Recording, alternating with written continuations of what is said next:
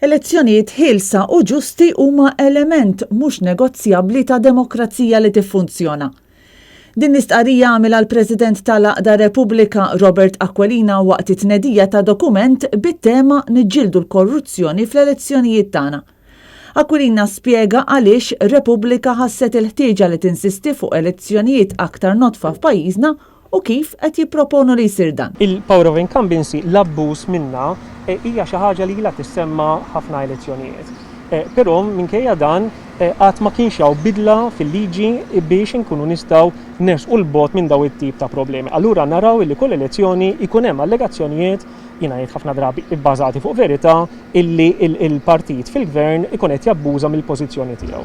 Il-proposti tagħna qabel xejn huma illi l-liġi eżistenti tiġi implementata. Liġi tagħna tagħmilha illegali tqis bħala korruzzjoni il-klientelizmu. L-organizzazzjoni qed tisħaq fuq l-infurzar tal-liġi eżistenti li għandha lan tiżgura elezzjonijiet ġusti.